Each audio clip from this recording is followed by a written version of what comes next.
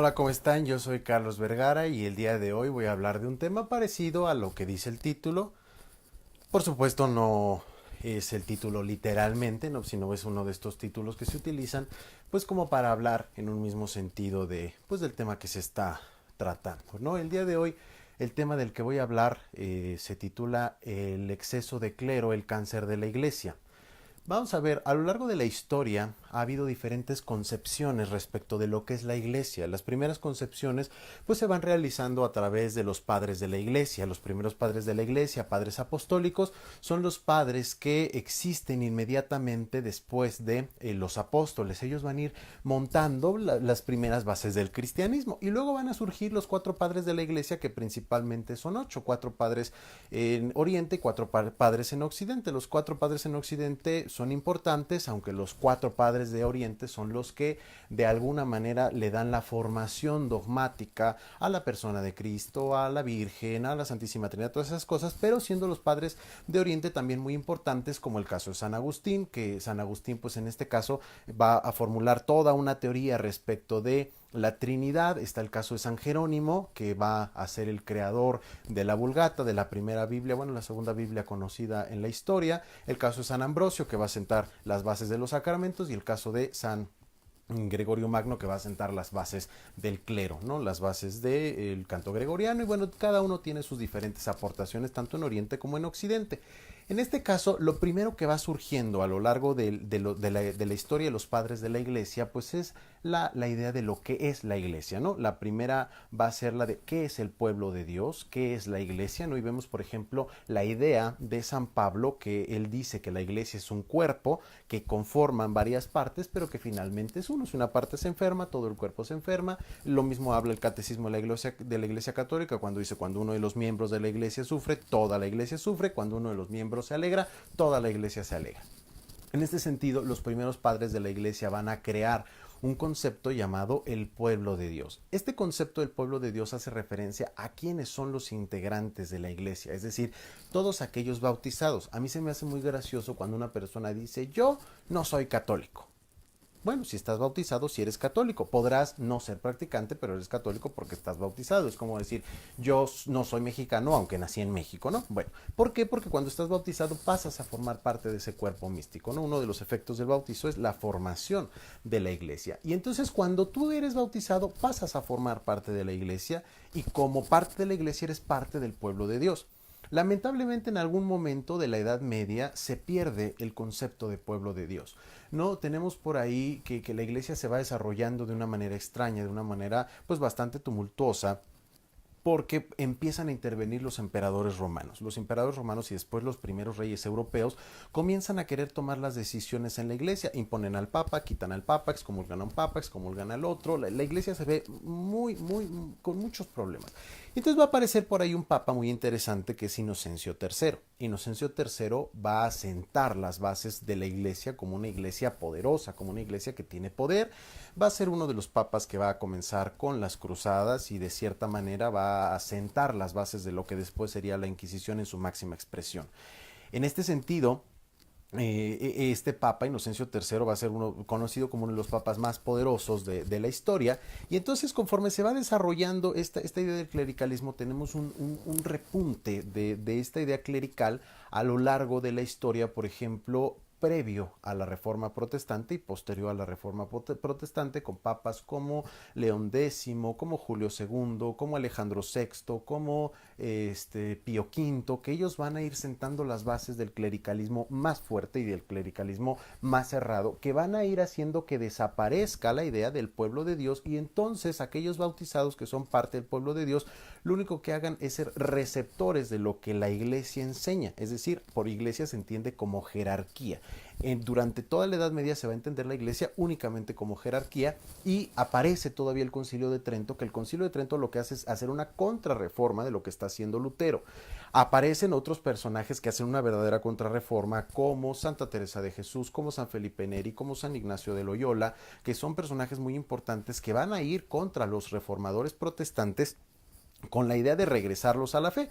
El Concilio de Trento lo único que hace es unificar la doctrina respecto de los sacramentos, respecto de muchas cosas. Tras el Concilio de Trento, no vuelve a haber un concilio tan importante hasta el Concilio Vaticano II. Tenemos el Concilio Vaticano I que define la infalibilidad pontificia, pero bueno, es un concilio que está dentro de muchos desastres, ¿no? Y la infalibilidad pontificia nunca en la vida se ha utilizado, entonces pues es un concilio que pasa casi desapercibido. Y aparece el Concilio Vaticano II.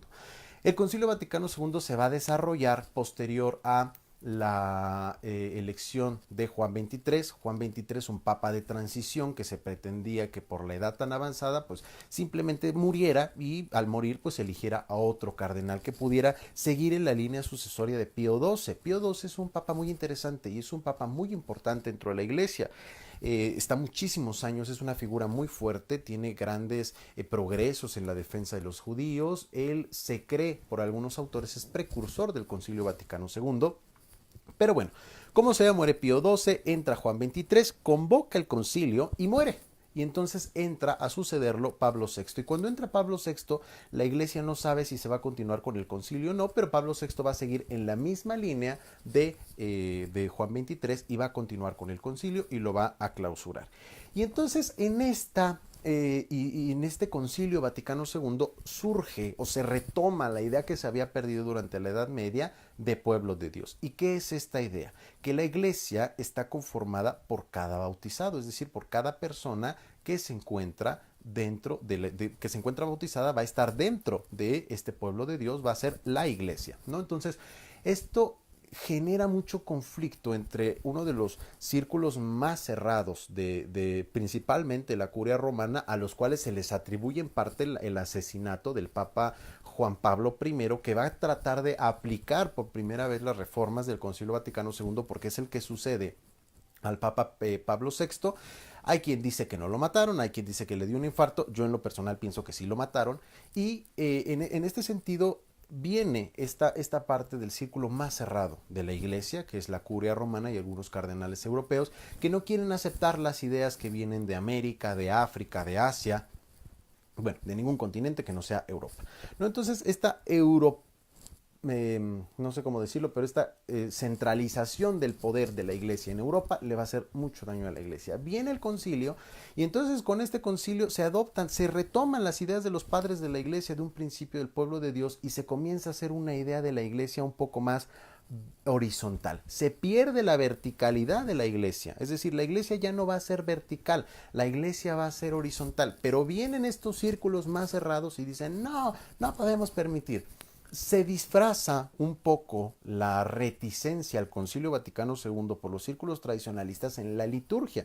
Dicen, no, no podemos celebrar en la lengua vernácula, tenemos que celebrar en latín y no podemos celebrar de cara al pueblo, sino vultus deum, es decir, cara a Dios. Bueno, es aceptable por toda la riqueza tradicional que tiene la iglesia durante muchísimo tiempo, pero el trasfondo de los opositores a la reforma litúrgica es verdaderamente el contenido doctrinal que va a tener el Concilio Vaticano II. La parte dorsal del catecismo va a ser la constitución dogmática Lumen Gentium. Lumen Gentium significa luz de las naciones.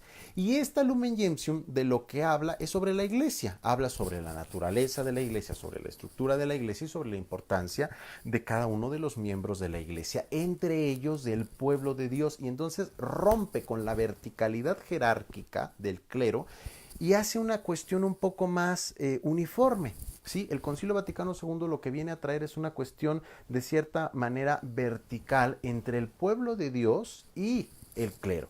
De hecho, existe por ahí algún papa que no recuerdo ahorita, se autonombra siervo de los siervos de Dios, ¿no? Él dice, yo soy un siervo de los siervos de Dios. ¿Quiénes son los siervos de Dios? El pueblo de Dios, y ese siervo pues va a ser el papa, ¿no? El siervo que sirve a los siervos que sirven a Dios, es decir, el pueblo de Dios, ¿no? Sin embargo, pues se va perdiendo y se va perdiendo y se va perdiendo y entonces tenemos una cuestión sumamente clericalizada. Previo al Concilio Vaticano II, la gente no tenía el acceso al conocimiento. Primero que nada porque la misa era en latín. Entonces, ¿qué hacía la gente? Pues rezaba el rosario y pues ya, iba a misa a rezar el rosario. No estaba en la misa, no sabía lo que era la misa, no le interesaba lo que era la misa. Se empieza a hacer todo este ambiente que genera movimientos previos al Concilio Vaticano II en sacerdotes principalmente italianos por la influencia así un poco del comunismo, pero que empieza a retar la autoridad de la iglesia. El Concilio Vaticano II aparece como una necesidad no solamente de dar la cara ante una sociedad que está cambiando y que se está modernizando, porque no es propiamente el asunto del concilio, sino que se está viendo con que se están volviendo los mismos sacerdotes católicos en contra de la jerarquía, en contra de las ideas imperantes, y esto empieza a generar un problema. De hecho, en Europa, previo al concilio, se van a hacer unos ciertos experimentos donde se va a mandar a sacerdotes a vivir en la vida normal para ver qué es lo que pasa. Previo a ese experimento, pues se pensaba que los sacerdotes iban a regresar a aportar mucho, cosa que no sucedió. Los sacerdotes se salieron, muchos, y se quedaron a vivir pues con una esposa, con lo que sea, y eso le trajo muchos problemas a la iglesia. Por lo tanto, el concilio nace como una necesidad que tiene la iglesia, no de modernizarse, pero sí de actualizar en cierto modo, aunque no actualiza nada, sino que regresa a las ideas de la iglesia primitiva, las ideas de los padres de la iglesia, decir, ¿sabes qué? El pueblo de Dios está integrado por todas aquellas personas que son bautizados, y eso les da una igualdad, no sé si jerárquica, pero sí una igualdad haciendo las cosas más horizontales. ¿Cuál es el problema? El Concilio Vaticano II ha sido muy atacado, principalmente por los grupos tradicionalistas. Es muy poco aceptado. Y además de ser muy poco aceptado, es muy poco estudiado. Pocas personas, primero, saben que existe un concilio. Otras no saben lo que es un concilio. Y otras en la vida han leído los documentos del concilio. Por supuesto que la jerarquía no se va a poner a enseñar las ideas del concilio cuando son contraproducentes a una situación de poder que existe.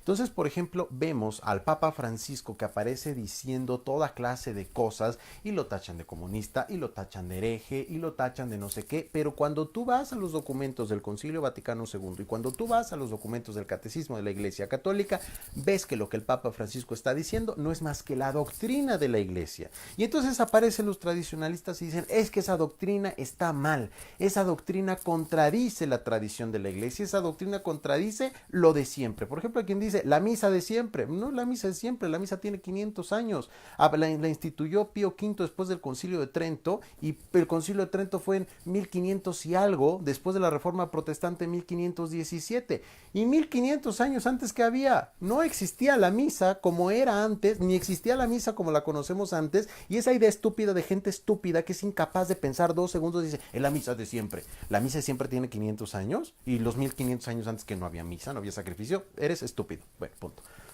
Fuera de eso, vamos a ver que aparecen todas estas personas como intentando desacreditar al concilio Vaticano II, intentando desacreditar el Catecismo de la Iglesia Católica, diciendo eso es herejía. Nosotros primero vamos de que el Papa es hereje y luego vamos de que los documentos son herejes. ¿Cuál es el problema?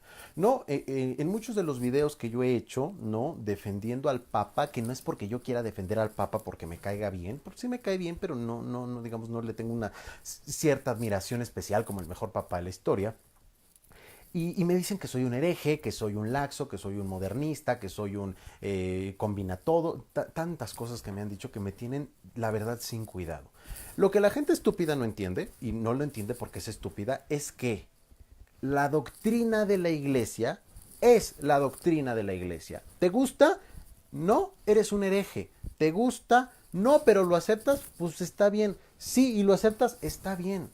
Aquella persona que se niega a aceptar la doctrina de la iglesia no es otra cosa que un hereje. Y en un video, cuando hablé del Papa Francisco, les dije, hay un canon en el Código de Derecho Romano, un delito canónico llamado cisma, que es cuando se contradice la autoridad del Papa, y dicen, no, es que no es aceptable, no sé qué. Güey, no es mi opinión, es la doctrina de la iglesia, la doctrina de la iglesia. Yo sé que a algunos no les va a quedar claro, lo voy a repetir. La doctrina de la iglesia. ¿Habrá quedado suficientemente claro? Yo creo que no. La doctrina de la iglesia. No es mi opinión, ni tu opinión. Tu opinión y mi opinión a absolutamente nadie en este mundo le importan. La doctrina de la iglesia es la doctrina de la iglesia, porque la iglesia tiene una autoridad emanada de Cristo que recae en la enseñanza del Papa y los obispos en colegio. Y el concilio, salvo que alguien me diga lo contrario, pero con pruebas, fue la autoridad del Papa y los obispos en colegio que decidieron. Fundamento bíblico, fundamento en la tradición, fundamento en el magisterio de la iglesia. No hay más. El concilio es válido. ¿Te gusta? No, ni modo. ¿Te gusta? Sí, qué bueno. A nadie le importa tampoco. Cumple, obedece, porque la obligación mínima es obediencia. Obediencia a la verdadera jerarquía. ¿Cuál es el problema? No tenemos un problema en la más alta jerarquía, el Papa y algunos obispos, porque hay cada obispo que también debería ser criticado. Y está bien. La gente me dice, ¿cómo criticas al padre? ¿Cómo criticas al seminarista? ¿Cómo te atreves a criticar a tu abuelita? Porque sí, porque soy el pueblo de Dios, porque yo también soy la iglesia. Es una cuestión horizontal, no vertical. Sacerdotes, seminaristas, religiosos, obispos. Si no se habían enterado, ustedes tienen cierta autoridad, pero no están por encima de ningún laico. Ningún laico, ninguna persona es su sirviente. Ustedes nos sirven a nosotros, al pueblo de Dios. Si se les olvidó, si no se habían enterado, si nadie les había dicho nunca en la historia que ustedes estaban para servir al pueblo de Dios, hagan una cartita, estimado superior, le aviso, lo voy a decir con todas sus letras, que ya me voy a la chingada porque no sé hacer mi trabajo, gracias. Tan, tan, se acabó, fin, punto. No son la autoridad. La autoridad del Papa, la autoridad de los obispos. Punto. Y si el obispo se equivoca, lo acusamos.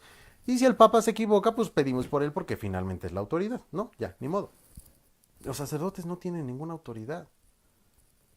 ¿Cuándo se nos va a meter en la cabeza que no son la autoridad? Tienen una consagración especial.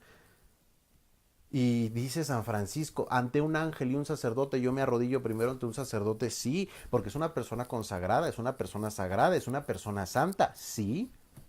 ¿Se le debe respeto? Sí, pero es una persona. Y perdónenme, pero en el mundo tú le haces algo a una persona y te parte la madre. En la iglesia no, porque todavía existe ese respeto, todavía existe tal cosa, pero el Papa Francisco lo dijo, en pleno uso de su autoridad pontificia y en pleno uso de su conocimiento de la doctrina de la iglesia. La gente no perdona dos cosas, un sacerdote pegado al dinero y un sacerdote que trata mal a la gente. Punto. No hay más. Seminaristas. Ustedes son laicos.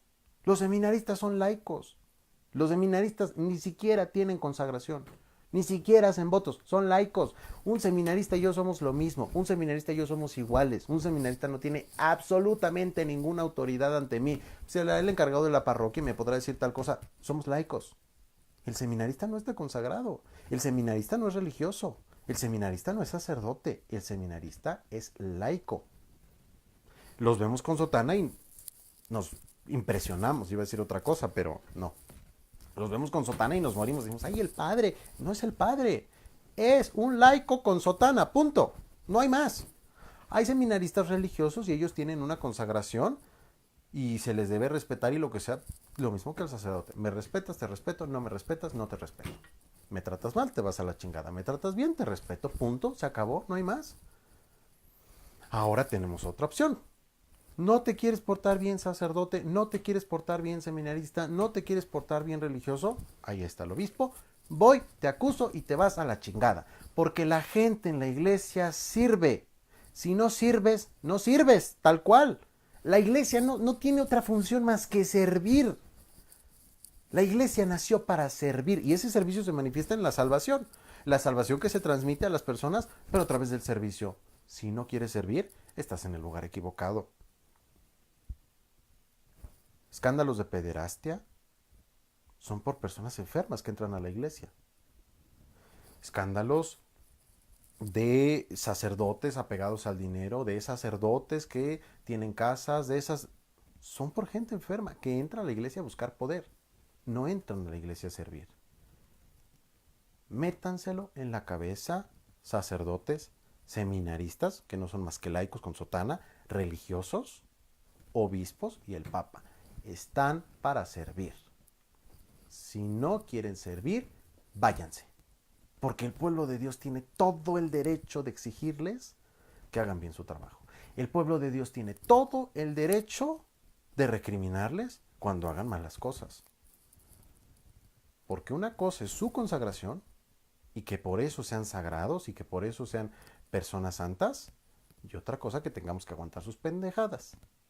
Y eso no. Y a los laicos de una vez métanselo en la cabeza. El sacerdote no es Dios, el papa no es Dios, el obispo no es Dios. Ellos están para servir, solo para servir y nada más para servir. Y si no sirven, pues no sirven. Y si no les gusta, pues váyanse. Porque el pueblo de Dios está en todo el derecho de exigirles.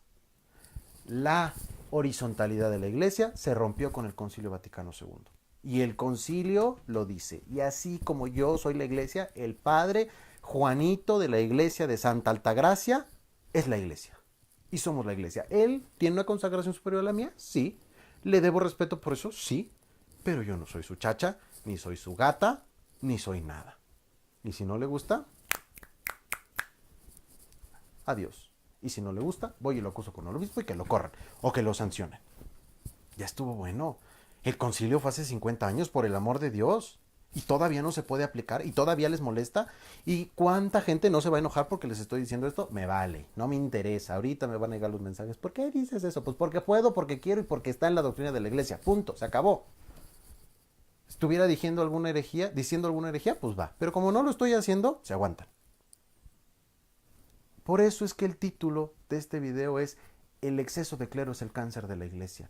Y no me refiero a que haya muchos clérigos, me refiero al clericalismo. Una cosa es el clero y otra cosa es el clericalismo. Y el clericalismo es que se me subió a la cabeza el humito, el incienso de la misa se me metió por la nariz, me llegó a la cabeza, me volví loco y me sentí Dios. Y entonces, como soy Dios, pues todas las mujeres estas y todos los hombres estos, pues van a ser mis gatas. Y chinguense. Pues fíjate que no. El concilio ya fue hace 50 años. Y la gente ya no está para aguantar las tonterías de nadie. ¿La Iglesia está en crisis? Sí. No es la peor crisis, ha vivido peores. La Iglesia nació en crisis, vivió en crisis y se va a desaparecer en crisis. Y va a existir en crisis siempre. No se preocupen por eso. Pero la Iglesia está en crisis. Y cuando ha habido crisis han aparecido santos. La Reforma Protestante fue combatida por infinidad de santos. Aparecieron santos hasta por las piedras, y no chiquitos, de los grandes. Los tiempos de crisis requieren santos, no pendejadas. Hacer pendejadas a su casa. A la Iglesia se viene a servir, a la Iglesia se viene a trabajar y a la Iglesia se viene a tratar bien a la gente. Ve a tratar bien a tu abuela, no a la gente. Porque una cosa es que te respeten por tu consagración, una cosa es que te respeten por la investidura que traes y otra cosa que no te puedan partir la madre cuando les hartes por tus pendejadas, tal cual, con todas sus letras. Y las señoritas pudorosas que se vayan a ofender por las groserías, no me interesa, tal cual es, punto. Las señoritas pudorosas allá en su casa vístanse modestamente hasta los tobillos y hagan lo que les dé la gana. Aquí se dice la verdad. Y aquí se dice la doctrina de la Iglesia y punto. ¿No les gusta? Adiós. La gente ya no los va a estar aguantando, ni ahorita ni nunca. Si pasó antes del concilio, había fundamento, ya no lo hay, desapareció, ni modo, nos aguantamos. Buenas noches.